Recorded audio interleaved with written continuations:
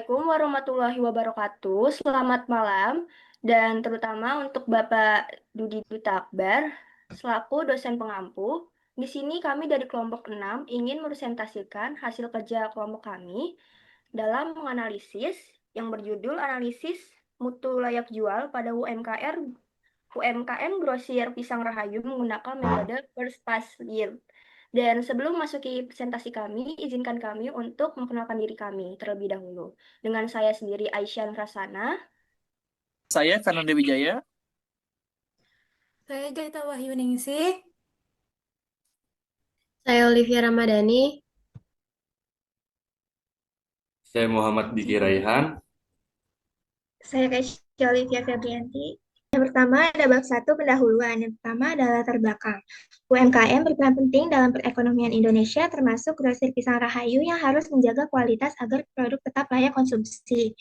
Masalah seperti pisang memar, busuk, dan tidak seragam menunjukkan perlunya pengendalian mutu yang lebih baik. Pengendalian ini menggunakan metode First Pass Yield atau FPY untuk mengukur jumlah pisang yang lolos seleksi tanpa perbaikan guna meningkatkan efisiensi, mengurangi kerugian, serta menjaga kepercayaan pelanggan. Selanjutnya ada rumusan masalah. Yang pertama, apa saja faktor yang memengaruhi kualitas dan kesegaran pisang selama proses penyimpanan dan distribusi? Yang kedua, bagaimana menentukan harga jual pisang yang kompetitif namun tetap memberikan keuntungan bagi usahanya? Yang ketiga, apa saja kendala yang dihadapi dalam proses distribusi buah pisang dari petani ke konsumen? Selanjutnya ada tujuan. Yang pertama, mengetahui standar kualitas pisang yang layak untuk dijual. Yang kedua, mengidentifikasi pisang yang tidak memenuhi standar. Yang ketiga, menganalisis faktor penyebab penurunan kualitas. Yang keempat, memberikan rekomendasi perbaikan bagi UMKM untuk meningkatkan kualitas dan kepuasan pelanggan. Selanjutnya ada manfaat.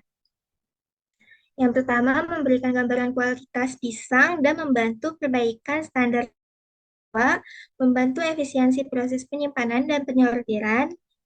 Yang ketiga, meningkatkan kepuasan konsumen. Yang keempat, menjadi referensi bagi peneliti dan akademisi tentang pengendalian kualitas produk pertanian. Selanjutnya di sini ada bab 2, yaitu metode dan KPI dan beserta targetnya. Yang pertama ini ada definisi KPI dan metode First Pass Yield. KPI atau disebut juga Key Performance Indicator adalah indikator terukur dan kuantitatif yang menunjukkan capaian operasional perusahaan serta menjadi ukuran utama keberhasilan organisasi baik saat ini maupun di masa depan. Lalu penelitian ini juga bertujuan untuk mengevaluasi efektivitas proses produksi dan kinerja aktual dengan target kualitas ideal menggunakan indikator First Pass Yield yang dinilai sebagai rasio produk pisang yang lolos pemeriksaan. Selanjutnya, di sini ada rumus First Pass Yield, yaitu jumlah unit yang lulus dibagi jumlah total unit yang dimulai, lalu dikali 100%. Yang di sini juga ada target, yaitu target dalam UMKM Grosir Pisang Rahayu, yaitu adalah menjaga kualitas produk dan memastikan proses penyortiran berjalan dengan efisien. UMKM Grosir Pisang Rahayu menetapkan target PPY yaitu sebesar 95%. Angka ini dipilih sebagai tolak ukur mengingat standar kelayakan jual yang tinggi merupakan kunci untuk mengurangi jumlah buah yang cacat atau bermasalah. Dan juga tekanan atau batas kerugian yaitu 5% saja. Selanjutnya, ada tahapan penerapan gap analisis pada First Pass Yield. Yang pertama itu penetapan standar, yang dimana UMKM Grosir Pisang Rahayu menetapkan target sebesar 95% sebagai acuan kualitas, sehingga produk cacat tetap berada dalam batas toleransi 5%. Dan sebagian besar produk dapat lolos pemeriksaan pertama tanpa penyortiran ulang. Lalu yang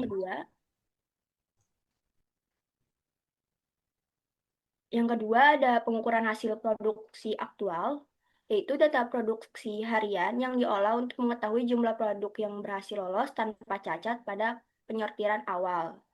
Lalu yang ketiga ada penggunaan metode 5W, yaitu metode yang dipilih karena bersifat praktis, mudah dipahami, dan mampu menjelaskan situasi secara jelas tanpa perhitungan rumit. Jadi, pendekatan ini membantu memahami penyebab masalah serta mendukung pengambilan keputusan yang lebih cepat dan tepat, seperti meningkatkan kualitas produksi, memperbaiki proses kerja, dan mengurangi risiko kerugian. Di sini ada hal penting, yaitu produk cacat bukan hanya menunjukkan kualitas pisang, tapi juga mempengaruhi nilai KPI, yaitu pada VPY, yaitu First Pass Yield, yang dimana di sini menjelaskan yaitu tentang distribusi produk cacat atau defect berdasarkan jenis kecacatan selama pengamatan, yaitu dengan rumus persentase jumlah cacat berdasarkan jenis dibagi total cacat dikali 100%. Di sini ada datanya. Sebagai contohnya itu ada kulit pisangnya pecah atau sobek. Jumlah ada 5 dan persentasenya 17,86. Lalu dengan total jumlah semuanya adalah 28 dan persentasenya adalah 100%. Lalu di sini ada analisisnya, yaitu jenis cacat yang paling dominan adalah tingkat kematangan, bau tidak sedap, dan pisang mengalami banyak bintik hitam, yaitu 25%. 20,5%. Dia 25%. Dia mengidentifikasikan bahwa bagian tersebut merupakan titik krisis dalam kualitas buah pisang. Bab 3 hasil analisis dan gap. 3.1 hasil pengumpulan data. Pengumpulan data dilakukan melalui wawancara secara langsung dengan penjual grosir pisang Rahayu di Jalan Asri 1 Pondok Ranggon, Kecamatan Cipayung, serta melalui pengamatan selama 1 minggu pada proses penerimaan, penyortiran, dan penjualan pisang. Data yang dikumpulkan mencangkup jumlah pisang yang masuk, jumlah yang lolos kelayakan jual, dan jumlah produk cacat. Hasil pengamatan menunjukkan masih adanya variasi jumlah produk cacat dalam setiap periode, sehingga diperlakukan pengukuran kinerja menggunakan metode First Pass Yield. Oke. Nah, di sini ada data produk UMKM grosir pisang Rahayu. Dari tabel ini, di sini ada data produk UMKM grosir pisang Rahayu selama pengamatan kami, yaitu sekitar 1 minggu. Sebagai contoh, hari pertama total produk yang terjual 50, produk yang layak dijual ada 44, dan produk cacat ada 5, dan first pass yield-nya ada 88%. Selanjutnya, perhitungan Key Performance Indicator atau first pass yield. Rumus first pass yield yaitu jumlah produk baik dibagi jumlah total produksi dikali 100%. Contoh perhitungan pada hari ke-1.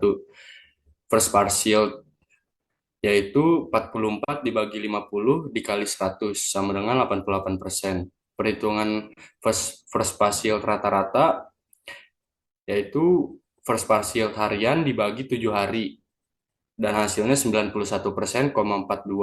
Hasil ini menunjukkan bahwa dari seluruh produk rata-rata 42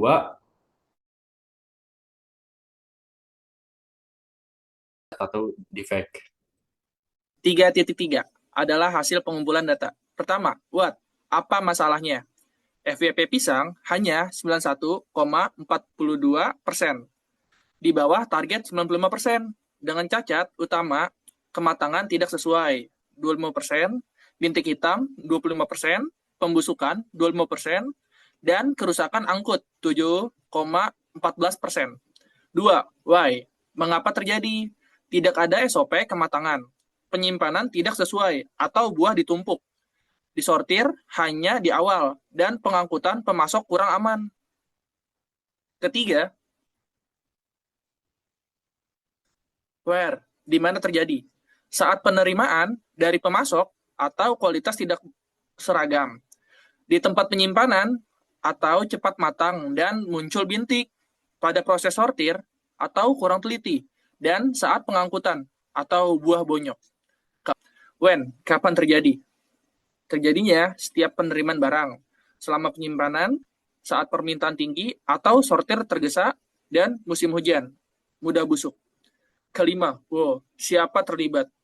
Pemasok, pemilik UMKM, karyawan sortir, dan pengangkut. Ada bab 4 yang membahas tentang pembahasan dan rencana tindakan.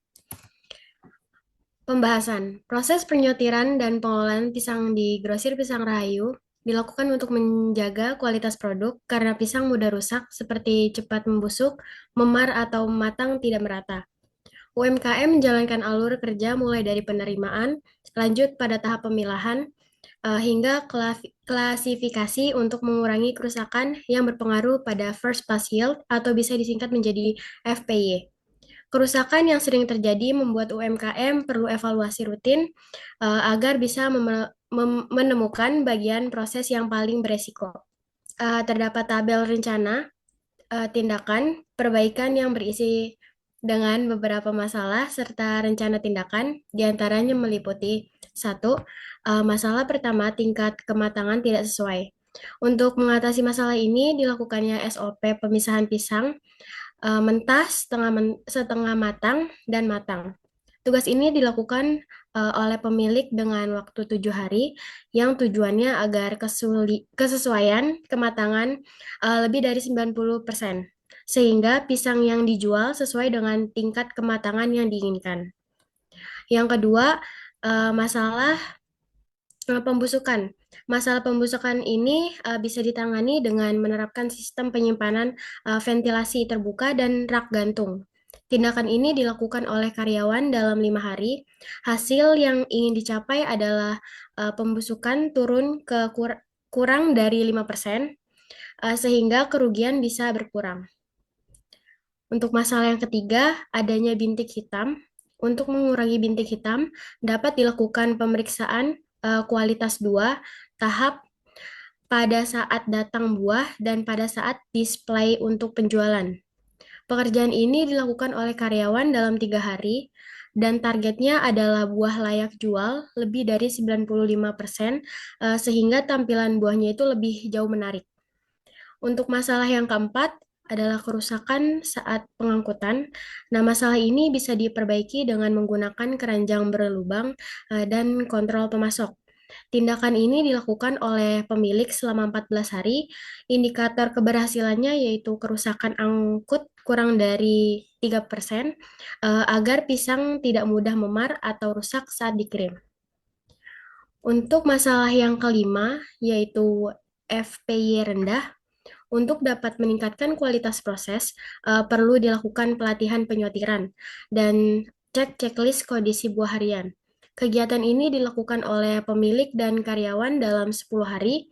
Targetnya itu akhirnya adalah FPY naik lebih dari 95%, sehingga jumlah pisang yang lolos kualitas meningkat. Di sini ada dampak yang diharapkan. Penerapan rencana perbaikan diharapkan memberi peningkatan pada kualitas buah, efisiensi operasional, dan juga kepercayaan dari pelanggan. Dengan menurunnya jumlah pisang yang cacat dan meningkatkan FPY, mendeteksi target 95%, yang artinya proses itu dapat berjalan lebih stabil. Dampak utamanya meliputi 1. Peningkatan konsistensi mutu buah sehingga kualitas lebih seragam dan citra produk meningkat. 2. Optimalisasi sistem penyimpanan untuk memperlambat pembusukan dan mengurangi kerugian. Yang ketiga, penerapan SOP yang lebih disiplin sehingga proses sortir lebih cepat, akurat, dan produktif. Untuk perbaikan ini diharapkan dapat menghasilkan yang pertama, kenaikan FPY secara konsisten menuju target 95%. Yang kedua, minimnya jumlah pisang busuk, memar, dan terlalu matang. Yang ketiga, mutu dan kesegaran pisang yang lebih stabil. Untuk yang terakhir, yaitu meningkatnya kepercayaan dari pelanggan.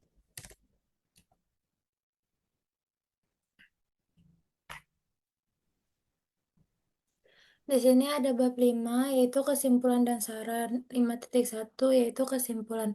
Berdasarkan analisis FPY di UMKM Grosir Pisang Rahayu, kualitas pisang belum memenuhi standar karena FPY hanya 91,42%. Masih kurang 3,58% dari target di 95%. Ketidaksesuaian seperti kematangan tidak seragam, bintik hitam, pembusukan, dan kerusakan angkut menunjukkan bahwa proses sortir, penyimpanan, dan penanganan dari pemasok belum optimal. Metode 5W mengungkapkan bahwa masalah pada penerimaan, penyortiran, penyimpanan, dan pengangkutan akibat SOP yang belum jelas dan penanganan yang kurang tepat. Oleh karena itu, diperlukan perbaikan standar mutu, teknik penanganan, dan manajemen pemasok agar kualitas pisang lebih stabil dan target FPI terdapat dicapai. 5.2, yaitu saran. Yang pertama ada SOP, sortir, dan kematangan. Tetapkan standar warna dan tingkat kematangan. Lakukan sortir 2 tahap, saat barang datang dan sebelum didisplay. Kedua ada perbaikan penyimpanan. Gunakan rak gantung untuk mencegah memar, pisahkan pisang matang dan mentah, serta jaga suhu dan kelembapan.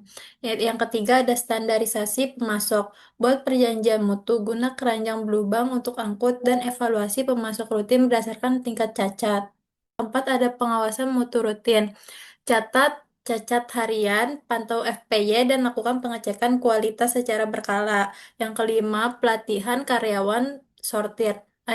Ajarkan kriteria pisang layak jual dan berikan contoh visual terkait warna, ukuran, dan bintik. Yang keenam, atau terakhir, penggunaan KPI.